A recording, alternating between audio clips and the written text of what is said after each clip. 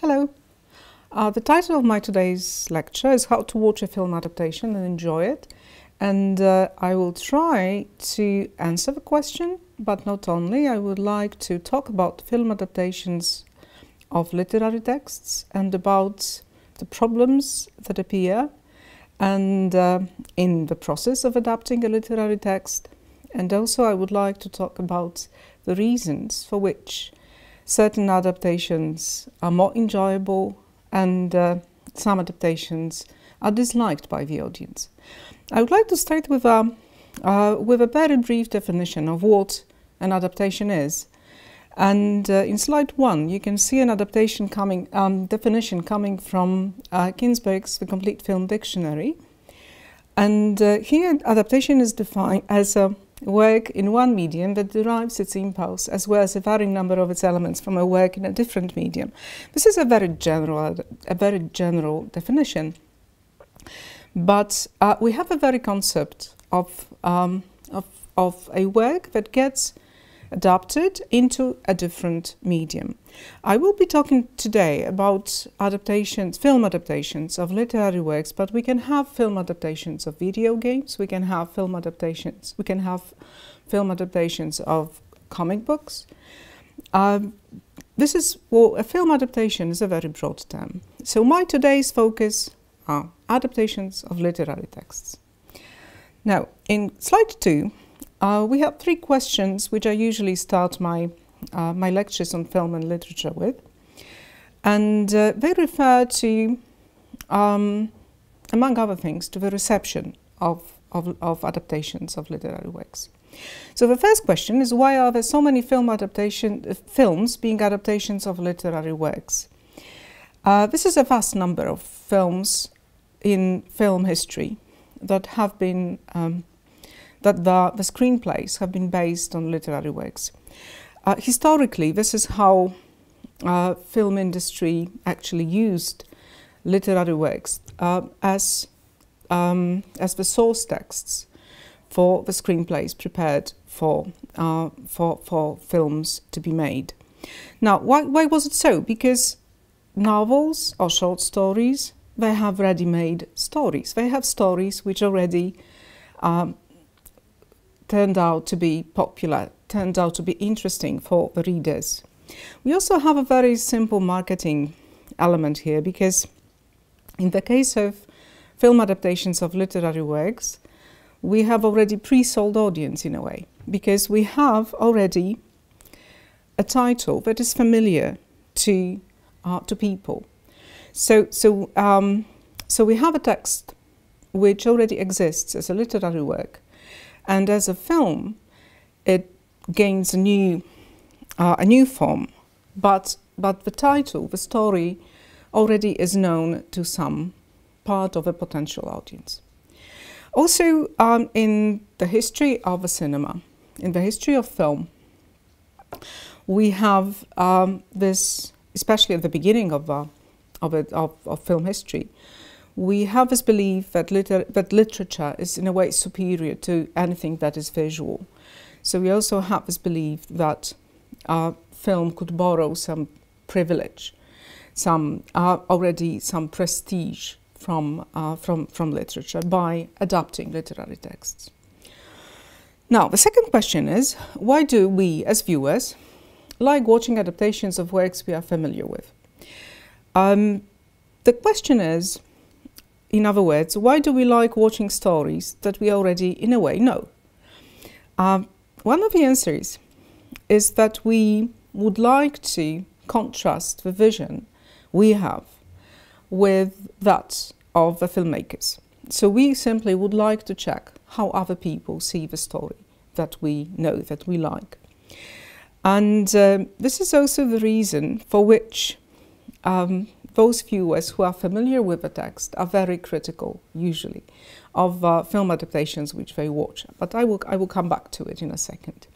Another reason for this sort of liking of film adaptations is that, of the way it is explained, is that we find ourselves in a comfortable position of somebody who knows what is going to happen.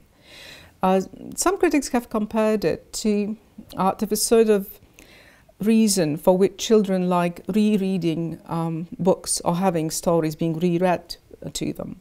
That they know what is going to happen. They feel comfortable because they feel safe because they know what is going to happen. So this is also the way in which we watch adaptations of books we know.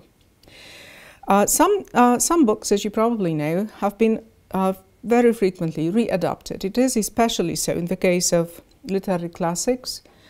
So, for example, British television every 10 years, more or less, readapts a certain classic. Well, the reason for it is simple. An adaptation is prepared or is made for the audience contemporary with the adaptation. So that means that when the audience changes, so frequently does the adaptation to meet the aesthetic expectations, to use new technology to make the film simply technically better.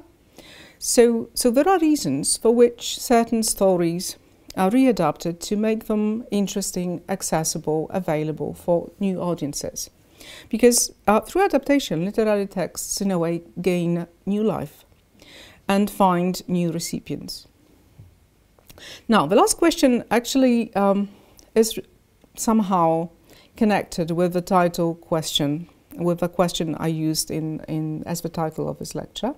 Why do we frequently dislike adaptations of the works we are familiar with? Well, we dislike them because it is virtually impossible for the filmmakers to create a story, to recreate a story, to create it in this new medium in a way that would meet everybody's expectations.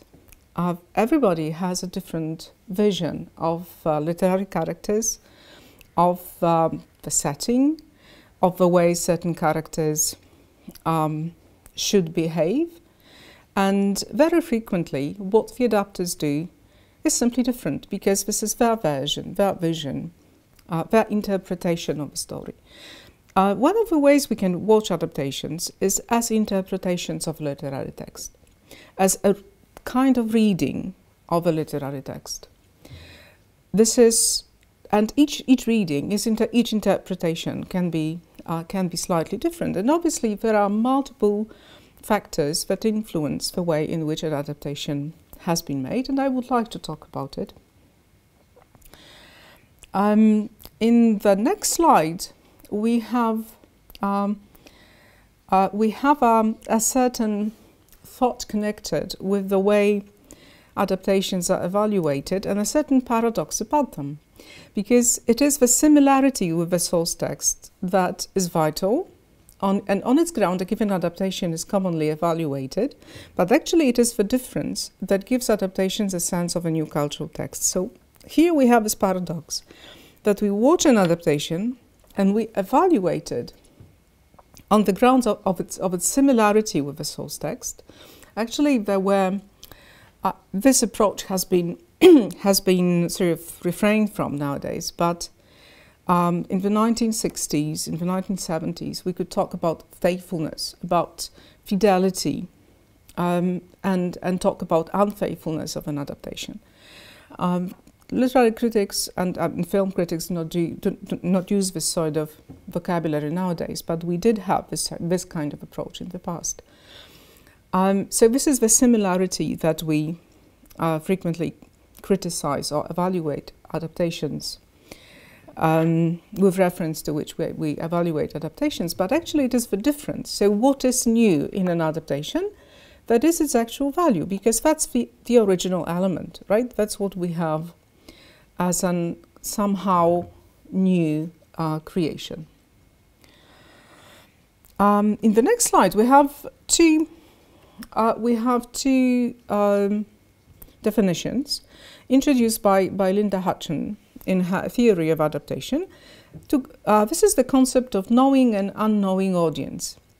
And whether you belong to this knowing or unknowing audience, this in a way influences the way you see or evaluate an adaptation. Knowing audience are all those people who somehow know the text. Here we can have very faithful fans. We can have people who know the literary text nearly by heart. But also we can have people who have a general idea of what the text, given text is about. And they all belong to this knowing audience. The knowing audience will evaluate adherence or departure from the source text. So they will watch a film, watch this adaptation, and evaluate whether it is close to the source text or there are a lot of modifications. And this knowing audience is usually much more critical of the film. The unknowing audience, sometimes all those people who don't know the text, who don't even know that a given film is an adaptation. Probably all of us have been to the cinema, have seen a film that at the moment of watching you did not realize that it was an adaptation of a literary text. You discovered that later on. Some members of the unknowing audience would later on confront this knowledge they have of a story with a source text. So they would read the literary text post factum. And some people would simply assume that they already know the story and they will never read the text. I think this is the case of those books we have on the reading lists in high school, for example, when you have a whole group of students going to watch a film. Most of them would not read the book, assuming that they already know the story, which, as I will try to prove, is not always the case. In the next few slides, I will be referring to various forms of modifications that can be and are introduced to the plot. In other words, I will be talking about the changes that adapters, screenwriters, sometimes directors influence, the modifications that they introduce to the plot. I start with a quotation from Robert Giddings, which refers to so-called classics, because he wrote a book on television adaptations of literary texts, of so-called classic literary texts. We have, and he, with reference to the modifications made to such a text, he says that cutting a classic is always a delicate operation, brain surgery, rather than an amputation. Well, in the case of a book that has the status of a classic, you cannot really modify the plot too much, for a number of reasons. One of them is obviously the fact that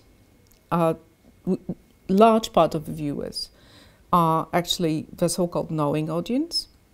Another problem is that this unknowing audience will assume that they know the texts. So, and if it is a classic, then there is this responsibility for the memory of the text that stays with the viewers.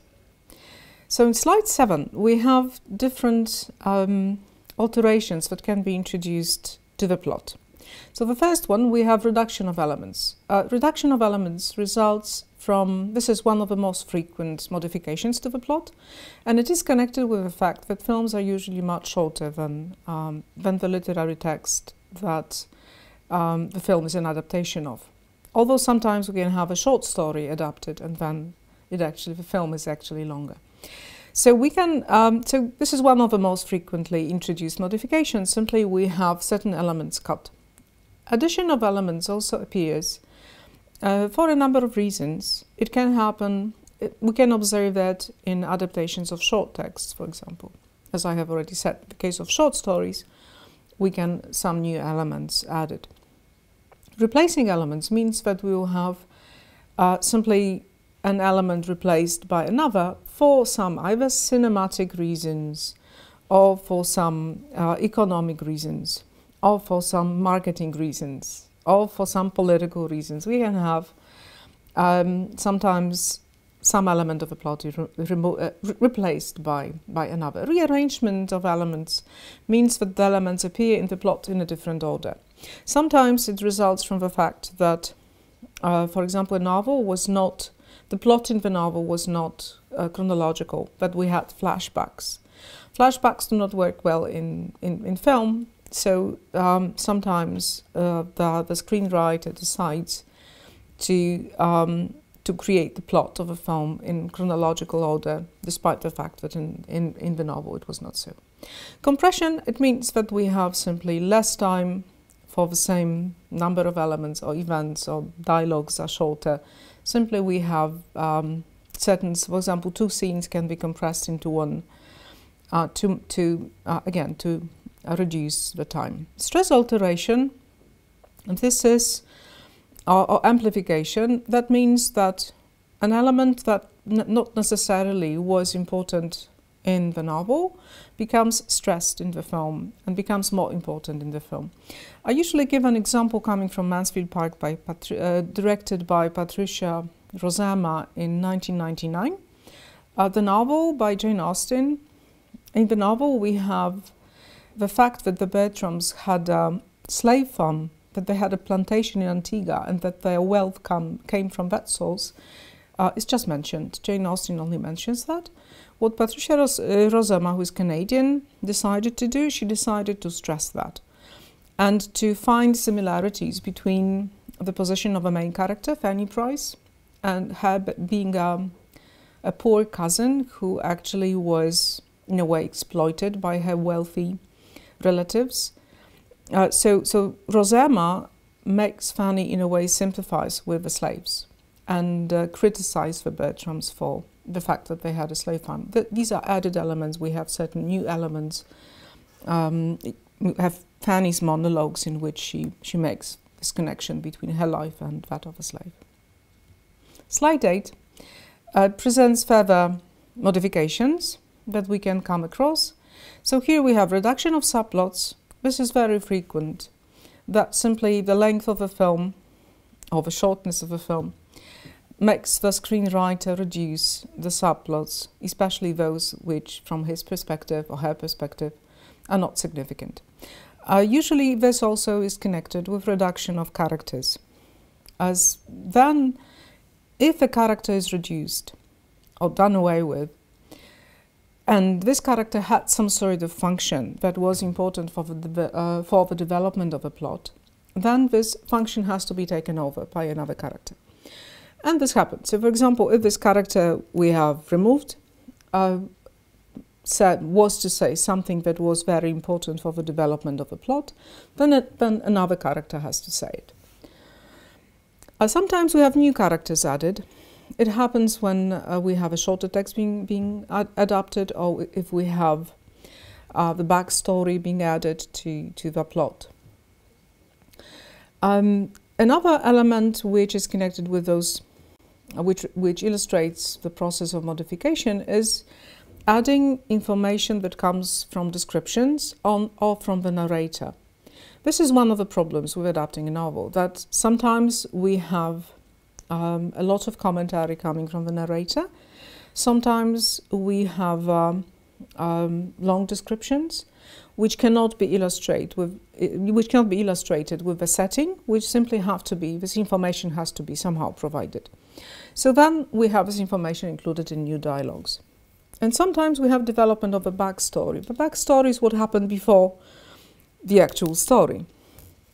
So we have it can be found, for example, in some of the television serials, which are adaptations of longer novels, that we have a backstory, for example, being included in the first episode. We also have, I have talked about reducing things. What is added in adaptation is, it's more in terms of a value that is added to it, is obviously the visual side and the audio sound, and the sound, the music. So these are the new elements which enrich the text. So we have the aesthetic quality which is connected with the setting, with the way the film is shot, and we have the sound, which is, we have a soundtrack. Slide 9 refers to the problem of failed adaptations. So again, in a way, I come back to this question which I have already asked. So how come we dislike adaptations of texts that we know? Sometimes an adaptation simply is a bad film. And this is one of ways in which adaptations should be watched and evaluated simply as films. It is or it is not a good film. It is or it is not enjoyable production.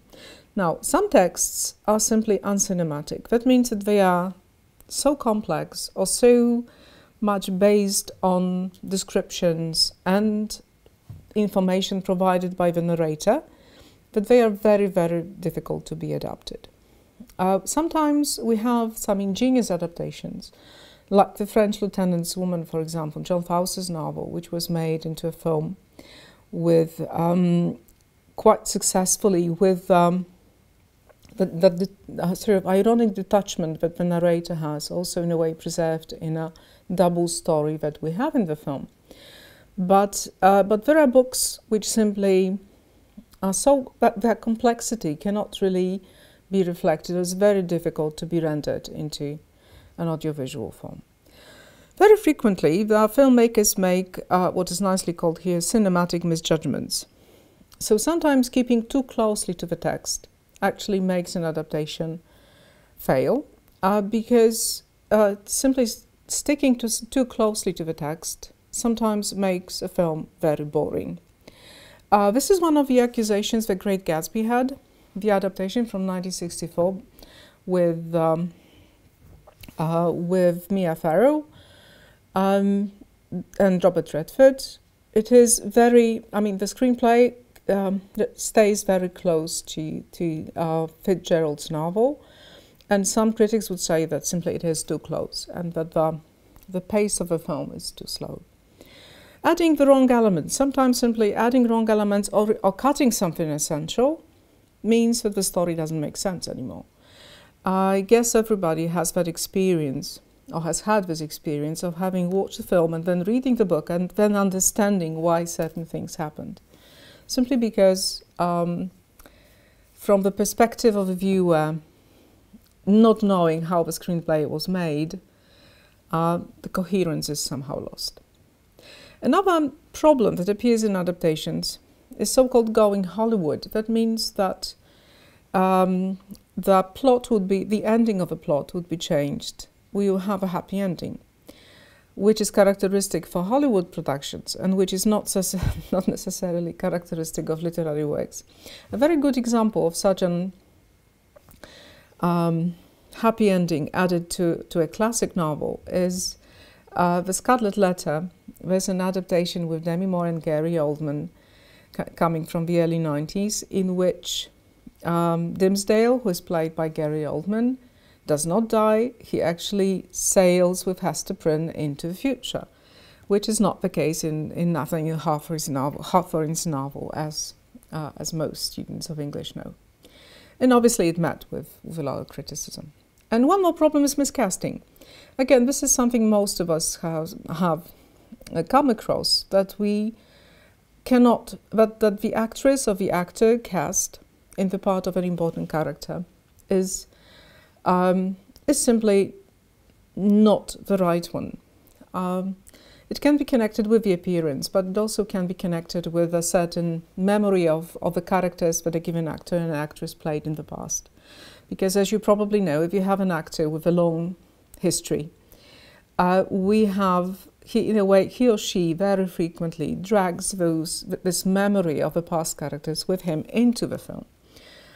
So sometimes this also, in a way, becomes an obstacle, and some viewers would find it very difficult to find the character convincing in this part he's cast. Now, slide 10 refers to, again, in slide 10 we have two questions, and these are two more questions which can be asked when watching an adaptation, or when considering the reasons for which certain decisions were made in the process of adapting. So the first question is, what technological alternatives were available to the film adapter at this point in film history? In other words, if we dislike an adaptation for the way it was made, it is worth considering how the state of technology at this moment actually influenced the way it is made. Some adaptations from the 1960s and 1970s are hardly watchable now, simply for technical reasons, because they are so old-fashioned in the way the actors play, or also in the way the film, a given film is shot. So the next question, the second question included in slide 10, refers to economic and market consideration affecting the casting. Simply, the actors that are cast in given parts very frequently cast for certain economic or marketing reasons. So we have a decision made to cast a given actor because he is a top actor at the moment, not necessarily because he or she fits the character, the literary character that he or she is going to play. So it is worth considering why a certain actor was cast at a certain moment in film history. We had such an example in our Polish history when Potop was to be filmed. There was actually a survey carried out among, I don't remember which newspaper carried out the survey, and actually there was an actress selected that most of the readers voted for. It was Barbara Brylska, who was supposed to play Olenka. But the final decision was different, not for economic reasons, for, I would say, personal reasons. And it created quite a lot of controversies about this whole production, because it was eventually Małgorzata Braunek who was casting the part. And the audience was not very happy about it. Now, what I would like to talk about during the next few minutes are adaptations which are modernized versions of texts which come from the past centuries. And the best example to discuss the process of modernizing the text, or at least modernizing it visually, is Shakespeare, or Shakespeare's plays. So the first two examples are actually first four examples of how a play by Shakespeare has been used by film industry are adaptations of Hamlet.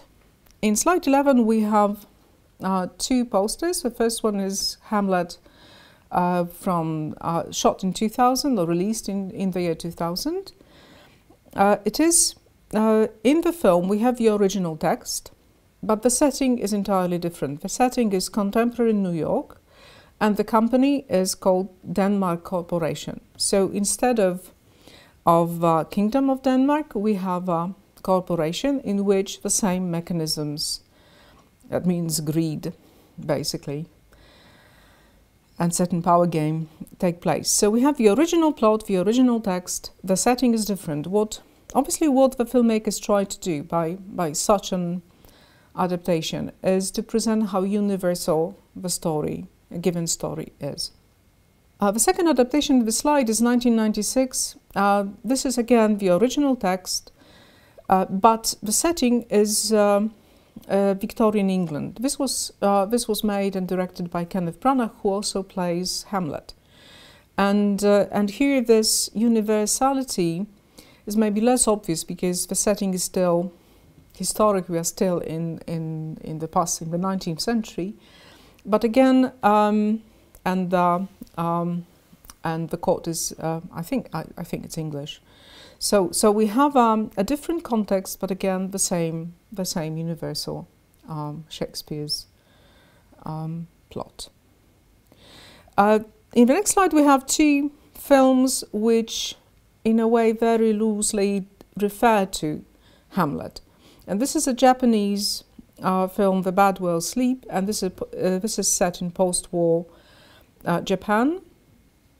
And we have a film that everybody knows, that's The Lion King, that again, at a very basic level, refers to the plot of Hamlet. In the next slide, we have another play which has been adapted and modernized and modified multiple times. That's Romeo and Juliet. And here we have, in 1968, this is actually an adaptation which is, we can say it, faithful. That means that we have, the setting is original, the characters, by the way, the main characters are played by teenagers. This is what this adaptation is in a way famous for. And And this is the film which actually adapts Shakespeare's play in its original setting.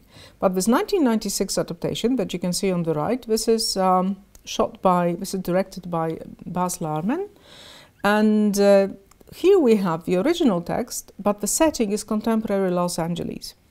And we have, instead of, and the two families that are in conflict are families that have their own gangs. So we have a conflict again, and death in this sort of, criminal context. And we have Leonardo DiCaprio and Claire Danes playing the main characters. Another adaptation, again, a very loose one, of Romeo and Juliet is West Side Story, which is a musical from 1961, set in Upper West Side of New York City. We have, again, two gangs. One is Puerto Rican, and Juliet comes from that one, and a white one. And again, that was a very popular production. And in slide 15, we have three animated adaptations. So we have Romeo and Juliet in a version for children. As you can expect, they have happy endings. So we don't have the original tragedy, we have modification to it. Obviously, what is in them is the conflict between the families and the star-crossed lovers. In the first one, 1979, we have robots. In 2006, we have seals. And in 2011, we have Romeo and Juliet. These are garden gnomes that live in gardens belonging to neighbors in conflict. In slide 16, we have The Taming of the Shrew, again, Shakespeare's play, which has been adapted a number of times. In slide 16, we have two adaptations. One is, again, a traditional one. I mean, we have the original setting with Elizabeth Taylor, but this 2005, this is part of a television adaptation, which is a modernized version. And Catherine is actually member of a parliament. So we have contemporary Britain and a bit of a feminist alteration to the plot. And in slide 17, we have, again, modernized contemporary versions of A Taming of the Shrew. Here we have a musical, Kiss Me, Kate, and a film which tells a story set in the US, and we have American teenagers as the characters. The title is 10 Things I Hate About You, and again, this is The Taming of a Shrew, but in a modernized version. So we have two sisters, and one of them is very quarrelsome. So we have those examples which I have presented, or at least mentioned, not really presented, show how a classic text can gain a new life, how filmmakers can bring a given story back to a new audience, to new recipients, and in a way give it, as I have already said, a new life. The last thing I would like to talk about, again, I will start with questions, which can be seen in slide 18. The questions are about a certain political context, because besides the financial, economic context, and besides the technological advancement that can lead filmmakers to the decision of readapting a given text, we also have certain political reasons sometimes. So here the questions refer to this kind of social context. So why is that particular text adapted at this particular time? What contemporary cultural, political, social issues does the adaptation engage with? So, in other words, what people analyzing adaptation in this way are trying to point out is that adaptations are usually in dialogue with our political and cultural context. And the last question here is, how do the adaptations use their source text to speak up to its own cultural historical moment? So what kind of commentary a given text becomes, a given adaptation becomes to the viewers at that time in their lives? How a given text becomes a commentary to the situation that people find themselves in, those who watch the film. And here I will give an example of an adaptation which is, again, a loose adaptation. Again, definitely not familiar to contemporary audience. This is Francis Ford Coppola's adaptation of Joseph Conrad's Heart of Darkness, and the title of the film is Apocalypse Now. The film was made in 1979, and theoretically it is and it is not an adaptation. I mean, it is the very concept of the plot, the very concept of a journey up the river to find the person who somehow, because of lack control over him, abuses power. This part of the story, this part of the plot remains the same. But the setting is different. Joseph Conrad's Heart of Darkness, which is criticism of Belgian control of the Congo River and Congo in general. And the setting is the Congo River, up which the main character, the narrator, Charles Marlowe, goes. The subject is definitely colonial exploitation, so that's Conrad's text. Apocalypse Now, shot in 1979, is a film about American presence in Vietnam. So this is actually a film about the Vietnam War. The setting is Vietnam and Cambodia, and the protagonist is called Captain Benjamin Willard, and he goes up the river again, but the setting is 1969, and the main character is American. The villain of the story has the same name. That's Kurtz, who abuses power because of lack of control and who falls into insanity. The film was, first of all, a commentary, criticism of American involvement in the Vietnam War, but it had also its own context in Poland, and this is what the slide 21 shows. This is Chris Niedenthal's photograph, a very famous one. Some of you might have come across it. It is Warsaw in December 1981, where martial law was introduced in Poland, and Apocalypse Now, a Polish title, Czas Apokalipsy, was shown in Polish, was supposed to be shown, the cinemas were closed.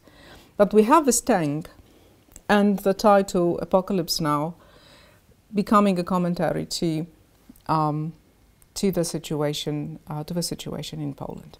What I would like to finish with, first of all, I should finish with answering the question of how to watch an adaptation and enjoy it. Well, I would say there are two ways. One way is simply to watch it as a film and enjoy it as a film without referring to the source text.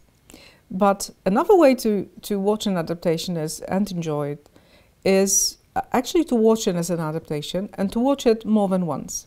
To watch it a number of times and try to think about the reasons for which certain modifications were made and how they influence the plot. That's more of an analytical exercise and more of a game. But the more, in the case of a good adaptation, of a good film, the more you watch it, the more you enjoy it, paradoxically. So that's another way to enjoy it. The last slide I have is a quotation from Camilla Elliott, who is an adaptation studies scholar. And she wrote extensively on adaptation, but she also taught adaptations to our students, also in the US. And she expressed her opinion that, contrary to the fears expressed by some of her colleagues, learning adaptations made our students better readers of both film and literary texts, and much more adept textual critics. So what she discovered is that by teaching adaptations, she actually found out that students become more conscious readers of the text, both the literary one and the audiovisual one, and become much more skilled textual critics. That means that they can see and understand certain processes better. And the fear was expressed by her colleagues because, as you probably know, a lot of literary studies scholars actually dislike film adaptations because they believe that they, in a way, steal the potential audience, the potential readers, or actually drive them away from the text. Which is not always so, because the whole marketing strategy very frequently is based on relaunching or releasing new editions of books when a given film becomes successful.